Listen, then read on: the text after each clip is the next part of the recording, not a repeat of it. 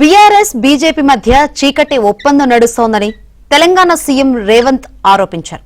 గత ఎన్నికల్లో బీఆర్ఎస్ ఓటమికి ధరణి చట్టమే కారణమన్నారు. అభివృద్ధి, సంక్షేమం, రాజకీయ ప్రాతినిధ్యంలో యాదవులకు సముచిత స్థానం కల్పిస్తామని సీఎం రేవంత్ రెడ్డి హామీ ఇచ్చారు.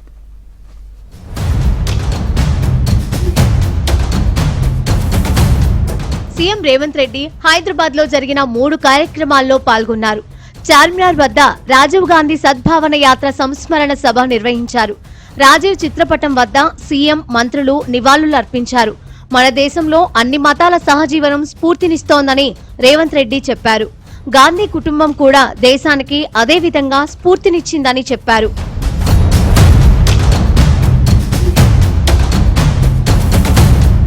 బీఆర్ఎస్ బీజేపీ మధ్య చీకటి ఒప్పందం నడుస్తోందని సీఎం రేవంత్ ఆరోపించారు. ఎవరిని బలపరుస్తున్నారో గమనించాలని, పేదలకు రిజర్వేషన్లు అమలు చేయకపోవడానికి వాళ్లే కారణమన్నారు. గతంలో జరిగిన తతంగమే జూబ్లీహిల్స్ ఎన్నికల్లోనూ అమలు చేయాలని చూస్తున్నారన్నారు. దీనిపై అప్రమత్తంగా ఉండాలని సీఎం రేవంత్ తెలిపారు. కుట్రలు కుతంత్రాలను చేసే వాళ్లను తిప్పికొట్టాలి.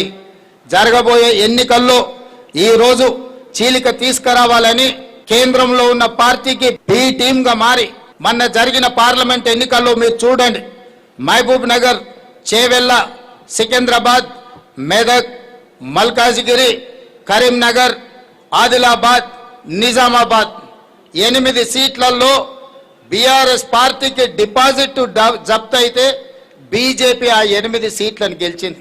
చీకటి ఒప్పందాలు ఉన్నాయి.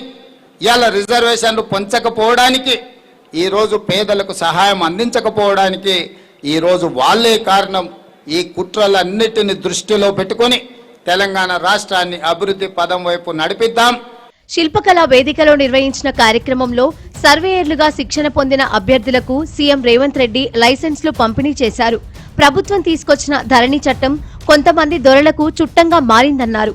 ఆ చట్టాన్ని అడ్డుపెట్టుకుని భూమి మీద ఆధిపత్యం చెలాయించాలని చూశారన్నారు. ధరణి చట్టాన్ని అడ్డం పెట్టుకొని ఈ భూమి మీద ఆధిపత్యం చెలాయించి దోచుకోవాలనుకున్న దొరలకు మొన్న జరిగిన ఎన్నికల్లో ప్రజలు గుణపాఠం చెప్పి బంగాళాఖాతంలో విసిరేసిండ్రు.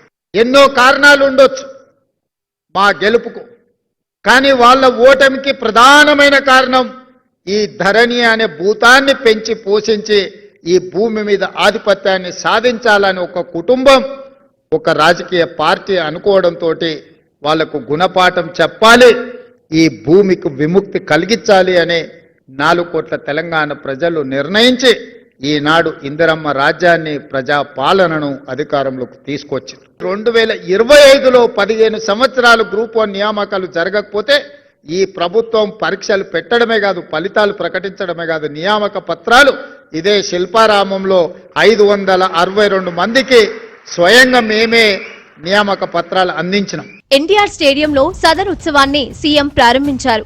10 ఏళ్లు అధికారంలో ఉన్న కేసీఆర్ సర్కార్ సదర్ ఉత్సవాన్ని రాష్ట్ర పండుగగా గుర్తించలేదన్నారు. కాంగ్రెస్ వచ్చాక సదర్ ఉత్సవాన్ని రాష్ట్ర పండుగగా గుర్తించామని రేవంత్ చెప్పారు.